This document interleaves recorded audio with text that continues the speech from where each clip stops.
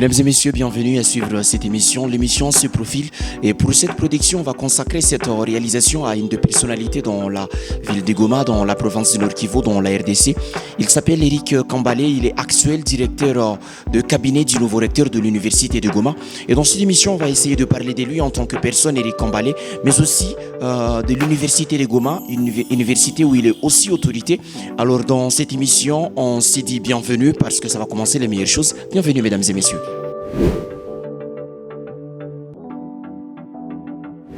Alors, mon nom c'est Eric Kambale. Je fais les études de droit, de gestion de projet et de leadership ici à Goma.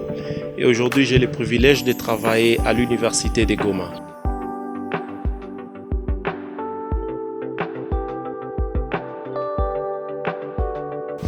Alors, moi, je dois être honnête avec la citoyenneté de Goma. Je suis encore à un stade où la ville de Goma me donne tout. Je n'ai encore rien fait pour la ville, néanmoins quelques petites actions sporadiques que nous menons à notre niveau. Je suis très engagé dans les cadres, je suis un activiste pour démocratie et le combat c'est essayer de pallier à cette insuffisance que nous avons aujourd'hui, d'avoir des institutions qui ont des difficultés à répondre aux besoins de la communauté.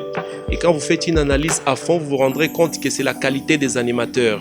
Alors aujourd'hui, tous ces jeunes ambitieux autour de nous, nous essayons de les organiser au sein d'une académie qui les prépare à occuper des postes de responsabilité et à avoir des compétences avant même de pouvoir occuper ces postes, à côté des petites œuvres sociales qui consistent à accompagner les personnes en difficulté. Ça peut être en termes de vivre ou de non-vivre. Mais il y a une action très importante que nous avons commencé au niveau de la commune de Karisimbi, que nous avons appelé Fonds d'appui aux initiatives de développement, qui consiste à aider toutes ces femmes qui ont de faibles budgets, mais qui nourrissent des familles entières avec un bassin de tomates qui coûte 50 000 francs. Alors nous essayons, si je peux économiser 100 $ le mois, nous essayons de nous mettre ensemble avec d'autres personnes pour voir comment aider ces femmes à avoir un capital pour faire le travail. Mais c'est Goma qui me donne tout, je n'ai pas encore commencé à faire quelque chose pour la ville de Goma.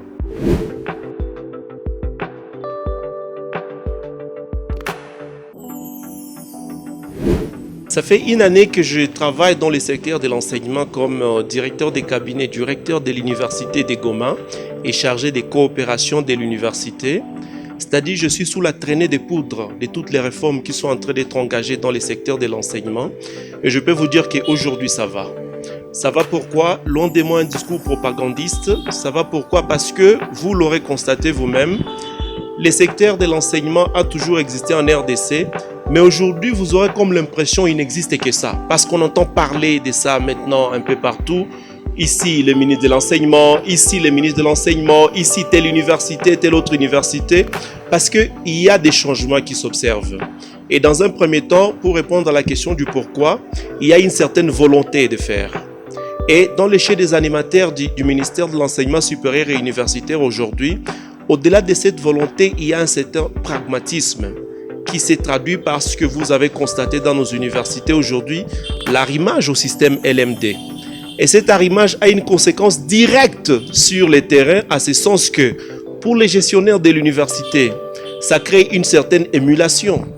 Il faut observer les universités, vous verrez que chaque institution est en train de s'efforcer à se moderniser pour ne pas être frappé par la rigueur qui règne aujourd'hui au sein du ministère, de fermer toutes les institutions qui ne sont pas viables. Ça, c'est une avancée.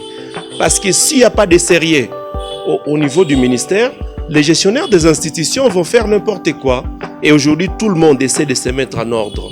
Et dans l'échelle des étudiants, le système LMD nous donne la possibilité d'être compétitifs même sur le plan international. Parce que nous étions presque le seul pays au monde qui évoluait encore dans un système qui était en déphasage avec le besoin actuel de la société. L'étudiant de la RDC aujourd'hui comprend qu'il est l'acteur, il est au centre de sa propre formation parce que nous appelons l'auto-formation, d'où il doit faire la recherche, il doit aller à la bibliothèque et aujourd'hui, heureusement, les universités sont en train de s'efforcer à avoir une connexion Internet. L'étudiant comprend, je dois me former moi-même et que donc, le secteur de l'enseignement supérieur universitaire aujourd'hui, il y a encore beaucoup à faire, mais je crois que ça va.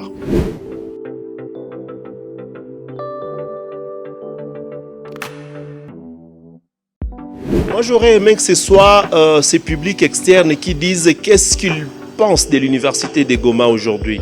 Parce que je m'expose au risque de sombrer dans la subjectivité. Je suis gestionnaire d'une institution à un certain niveau et vous me demandez quelle est l'image que les gens ont de nous. Mais parce que vous me posez la question, je veux vous le dire. Vous savez, il y a un temps où l'université de Goma était communément appelée par la citoyenneté de Goma Kinyumba.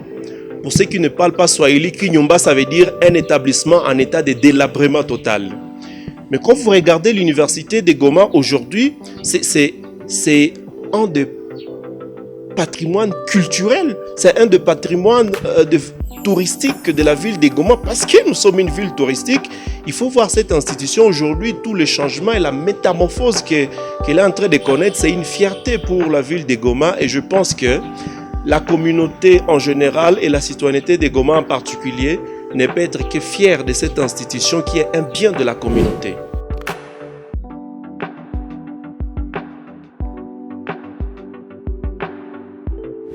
Il y a 4 facteurs qui entrent en jeu.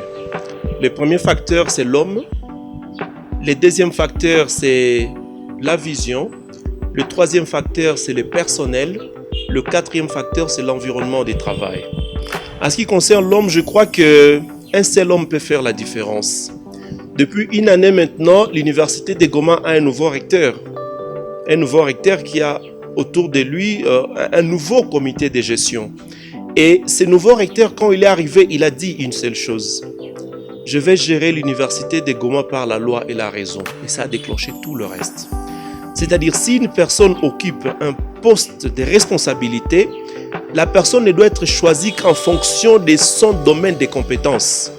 Et en ce qui concerne la vision, à l'heure où je vous parle, moi je suis le chef de cabinet du recteur de l'UNIGOM. Sur ma table, il y a l'UNIGOM jusqu'en 2027. C'est-à-dire, chaque pas que nous faisons est inscrit dans le cadre d'un plan global que nous avons pour savoir, on fait ça parce qu'on peut aboutir à tel résultat. On reste objectif, on n'est pas dans les sentimentales ou la subjectivité. À côté, il y a maintenant un personnel, pas seulement de qualité, mais motivé. Moi, je suis aux côtés du comité de gestion et je vous promets, ce comité fait d'énormes sacrifices que vous ne puissiez vous imaginer.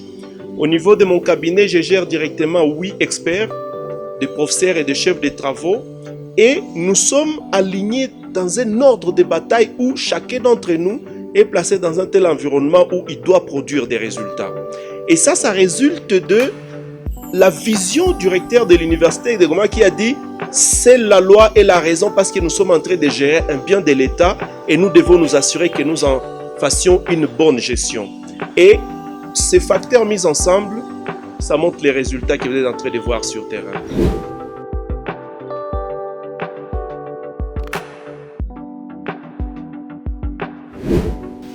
Alors, le chef de cabinet du recteur de l'université de Goma, c'est en même temps un technicien aux côtés de l'université de Goma. Du recteur. Quand le recteur parle en termes de vision, il est de la responsabilité de son chef de cabinet ou du cabinet en général de traduire cette vision en termes d'action. Et le traduire en termes d'action consiste pour nous aussi à avoir un style de pensée et une communication appropriée. Quand le recteur arrive et dit « nous gérons un bien public », nous gérons un bien qui appartient à la communauté, nous devons en faire bon usage. Au niveau du cabinet, nous on a traduit ça dans ce qu'on a appelé la nouvelle UNIGOM. Mais la nouvelle UNIGOM, c'est quoi? Parce que tout le monde m'appelait pour demander « elle est où cette nouvelle UNIGOM ?» La nouvelle UNIGOM, c'est un état d'esprit. Chaque matin, quand nous nous réveillons et quand nous venons au bureau, nous disons « on doit agir aujourd'hui différemment ». Si hier on était à 2, nous devons nous efforcer d'aller jusqu'à 4. Chaque jour, nous met dans un contexte où nous devons innover. Et la nouvelle UNIGOM vient dans cette logique de pensée, mais aussi cette nouvelle UNIGOM vient dans une logique de l'organisation du travail autour de nous. Écoutez, personne ne nous oblige à le faire. Moi, je viens du monde humanitaire où une seule mission de service représente, par exemple, les salaires qu'on peut avoir à l'université de Goma, parce que ici, c'est un sacrifice que chaque personne de l'université fait pour la République, parce que si on regarde l'argent, on ne peut pas être ici. Mais alors quand on arrive au bureau, tu sais qu'au niveau de mon cabinet, il y a des gens qui peuvent arriver même à 6h juste et vont quitter le bureau à 20h30. La nouvelle UNIGOM s'inscrit aussi dans cette logique d'avoir un esprit de sacrifice, que nous allons traduire dans ce qu'on appelle un patriotisme. Et ça, nous le voyons dans les animateurs de l'institution au niveau du comité de gestion et les recteurs lui-même. Et nous nous disons, nous qui sommes les experts aux côtés des techniciens, nous devons suivre cela. Et la nouvelle Unigom, ça doit caractériser chaque citoyen de Goma une nouvelle façon de faire les choses.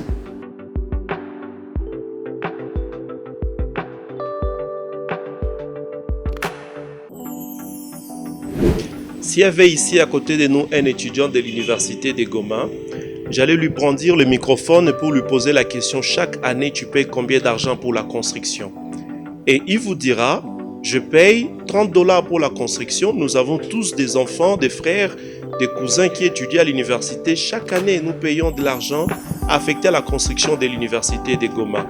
Et que donc les changements que vous voyez à l'université de Goma en termes d'infrastructure, c'est la bonne gestion de ces frais qui sont payés par les parents, par les étudiants. Et ici, j'aimerais attirer notre attention parce que l'étudiant de l'université de Goma, c'est cet agriculturiste, c'est cet éleveur, c'est ces champêtres. Et quand il s'efforce de vendre le produit de sa récolte pour payer les frais académiques de son enfant, c'est une grosse erreur pour qu'un journaliste qui fait preuve de manque de professionnalisme puisse cracher sur les efforts que sont en train de faire ses parents. C'est pour ça, quand nous avons suivi cet intox qui a été mis sur la toile par un jeune de Goma, réputé journaliste, ça nous a interpellés dans notre rôle en tant qu'université, parce qu'il est de notre devoir de nous assurer que la communauté a aussi de personnes qui font le travail, mais des personnes qui sont professionnelles. Les journalistes, c'est nous qui les formons. Alors nous nous sommes posé la question à l'interne: est-ce que nous formons très bien ces journalistes? Heureusement, celui qui était derrière cet intox, ce n'était pas un journaliste formé par l'université de Goma, mais ça nous a interpellés sur le fait que notre attention ne doit pas se focaliser que sur ce que nous formons, mais ça doit être sur l'ensemble de la communauté. Et depuis lors, il y a de vastes projets pour accompagner les journalistes dans la communication qu'ils font, surtout dans une zone en conflit comme la province du Nord Kivu. Il faut que nous puissions nous mettre en ordre de bataille et que donc l'université de Goma est construite par les étudiants de l'université de Goma et les parents.